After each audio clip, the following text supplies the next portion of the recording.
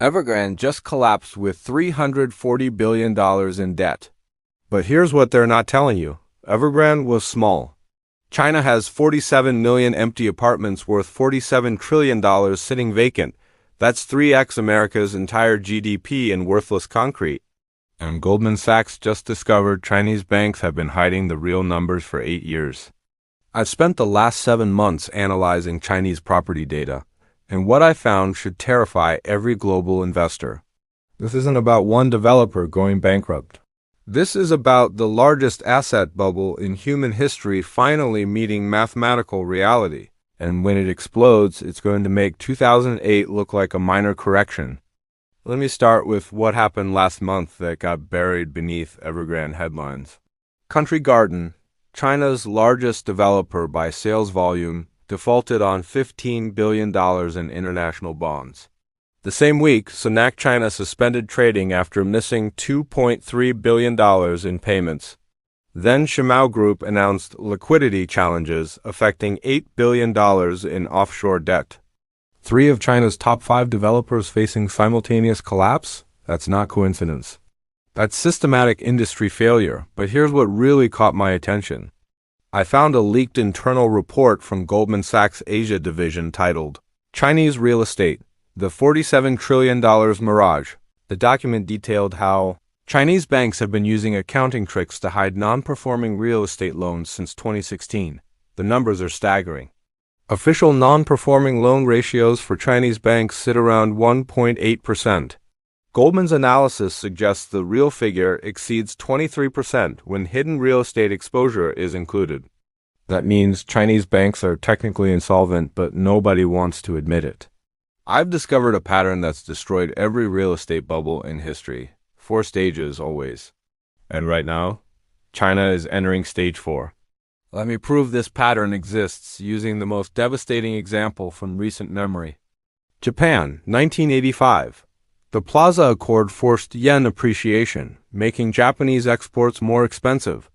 To stimulate domestic growth, the Bank of Japan cut interest rates to 2.5%. Cheap money flooded into real estate speculation. Stage 1 was rational growth. 1,987.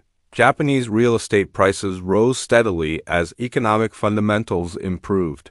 Tokyo was becoming Asia's financial capital. Land values increased because productivity and wages were actually growing. Stage 2 was speculative mania. 1988 to 1989. Easy credit created investment frenzy. Commercial real estate prices doubled in 2 years. Residential property in Tokyo cost more per square meter than Manhattan. The grounds of the Imperial Palace were theoretically worth more than all real estate in California. Stage 3 was recognition of impossibility. 1990 to 1991. Smart money realized prices had disconnected completely from economic reality. Even with Japan's economic success, Tokyo office workers couldn't afford homes within 90 minutes of the city. Math didn't work. Stage 4 was systematic collapse. 1991 to 2001, real estate prices dropped 70% over 10 years. Banks faced insolvency as real estate loans turned worthless. Economic growth stopped for 3 decades. Japan never recovered the wealth destroyed in the real estate crash. The pattern was brutal. The outcome was predictable. When asset prices exceed economic fundamentals by impossible margins, reality always reasserts itself violently. Now let's apply this exact framework to China today. Stage 1 complete. 2000-2010. China's real estate growth was initially justified. Urbanization accelerated. Incomes rose rapidly. Cities expanded legitimately. Property values increased because economic development was real. Stage 2 exploded. 2010 to 2020. Government stimulus after 2008 flooded the economy with cheap credit. Local governments needed revenue, so they sold land use rights to developers. Real estate became the primary driver of GDP growth and household wealth accumulation. Stage 3 happening now. 2020 to 2024. Even Beijing admits prices are unsustainable. Average apartment in Shenzhen costs 47 times median household income. In Manhattan, that ratio is 12 times. When homes cost 50 years of income, the market has lost connection to economic reality. But here's what makes China's bubble uniquely dangerous. Scale. Japan's real estate bubble peaked at $20 trillion in total value.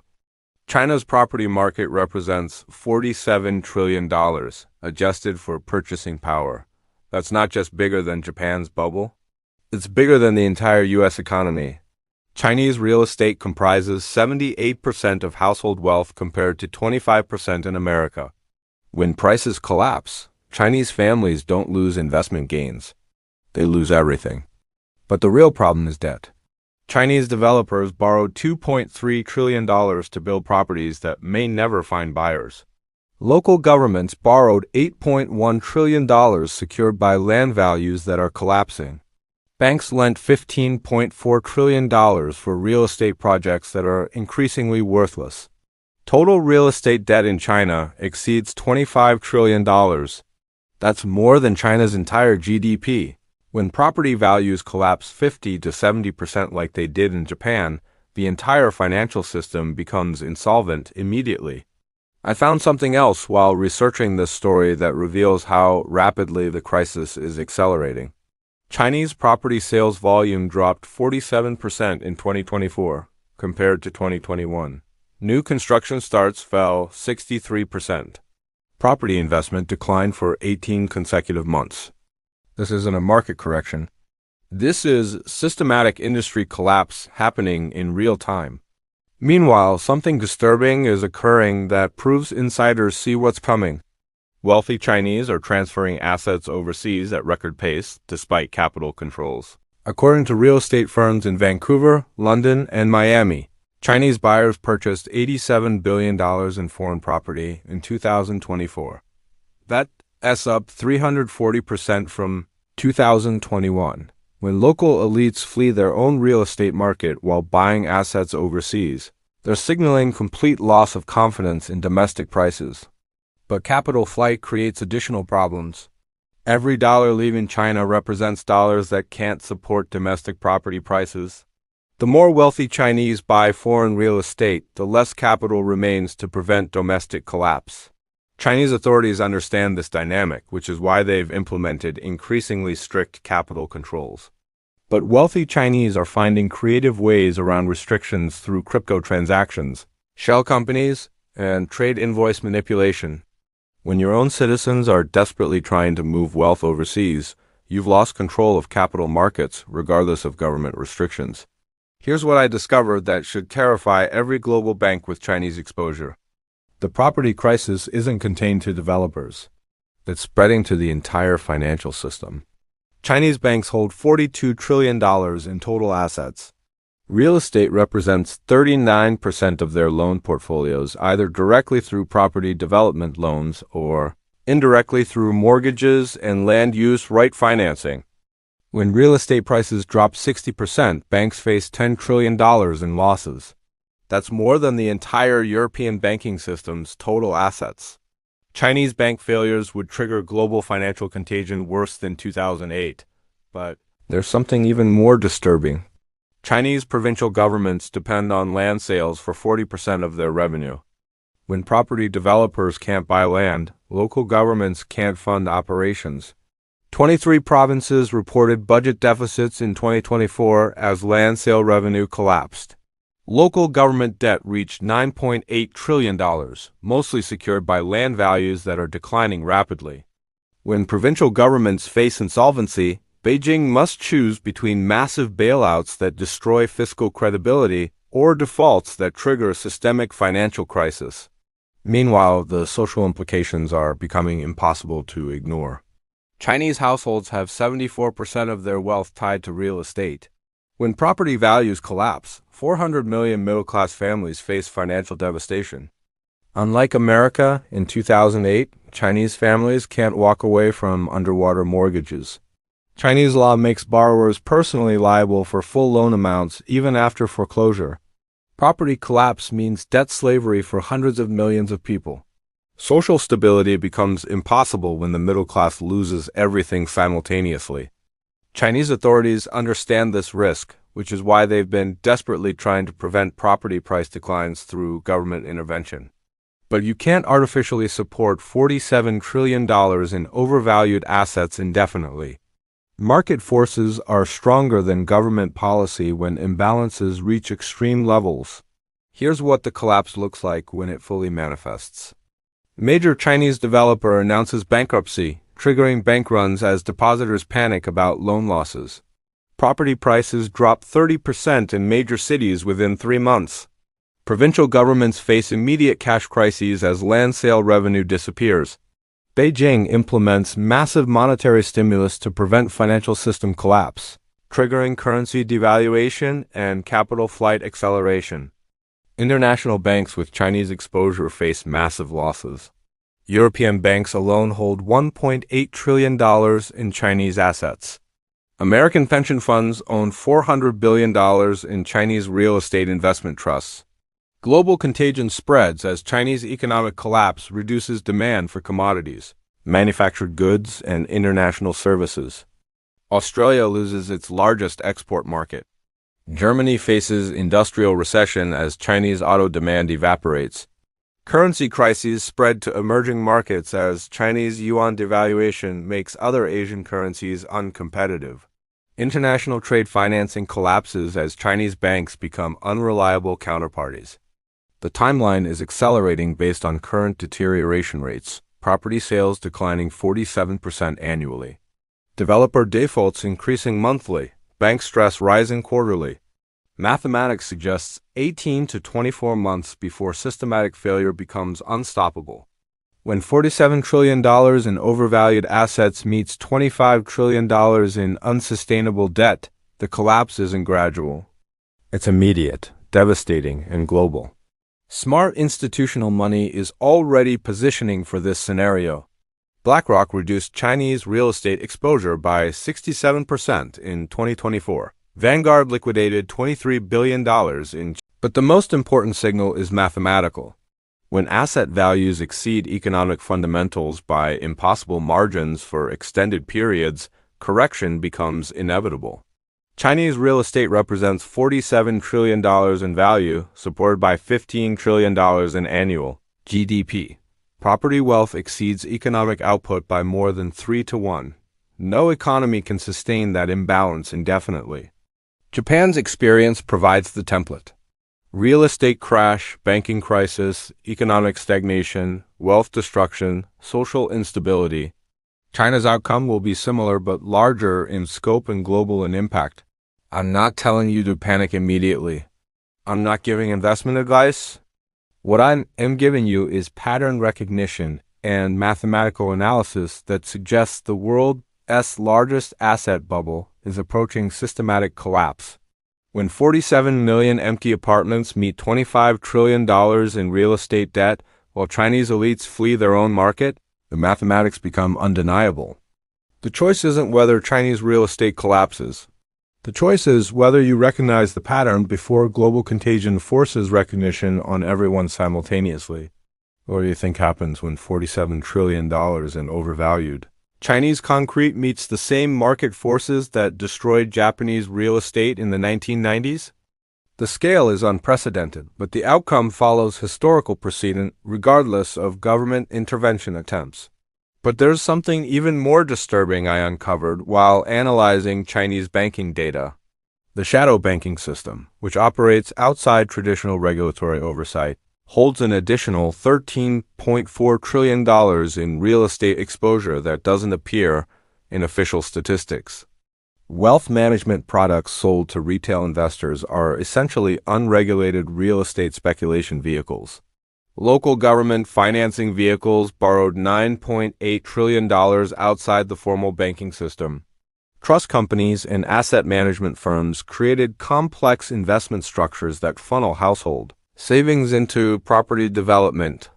When you add shadow banking exposure to traditional bank loans, total Chinese financial system real estate exposure exceeds $38 trillion. That's more than double the official banking system's total reported assets. Think about what that means. When property prices collapse, Both the formal banking system and the shadow financial sector become insolvent simultaneously. There's no backup system to provide liquidity when everything is interconnected through real estate speculation. I found something else that reveals how rapidly the crisis is spreading beyond developers to the broader economy. Chinese steel production dropped 23% in 2024 as construction demand evaporated. Cement output fell 31%. Glass manufacturing declined 28%. These aren't cyclical adjustments. These are industrial sectors facing permanent demand destruction as China's property development boom ends permanently. But the real economic devastation hits employment. Construction and real estate services employ 89 million Chinese workers. Property-related industries support an additional 67 million jobs. When the industry collapses, 156 million people face unemployment. That's larger than the entire population of Russia. Mass unemployment on that scale creates political instability that threatens the Communist Party's legitimacy. Authoritarian systems depend on economic growth to maintain social stability. Meanwhile, something else is happening that proves international institutions understand the scope of the coming crisis. The Bank for International Settlements, the central bank of central banks. When China's property bubble bursts completely, global commodity prices crater, triggering recessions in resource-dependent economies. Currency crises spread to emerging markets as export revenues collapse. I discovered additional evidence that reveals how Beijing's intervention attempts are actually accelerating the crisis rather than preventing it. Local governments implemented minimum price controls for property sales in 47 cities. Developers are prohibited from selling below 2022 price levels. But price controls create artificial scarcity that reduces transaction volumes to zero rather than supporting values. Property sales in controlled markets dropped 73% compared to 51% in uncontrolled areas. When governments prevent price discovery, markets freeze entirely. Nobody buys at artificial high prices, but nobody can sell at realistic lower prices. Economic activity stops completely. Meanwhile, Chinese authorities ordered banks to increase real estate lending to prevent industry collapse. But forced lending to insolvent sectors just increases banking system losses when the inevitable defaults occur. You can't solve insolvency with additional debt.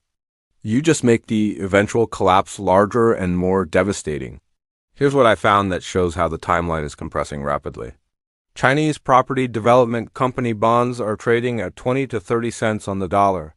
That means international credit markets are pricing in 70 to 80% default rates for the entire sector. Investment-grade Chinese developers now pay 18 to 23% interest rates for new financing. Those borrowing costs are only sustainable if property values increase 25% annually, which is impossible when sales volumes are collapsing. The mathematics are inexorable.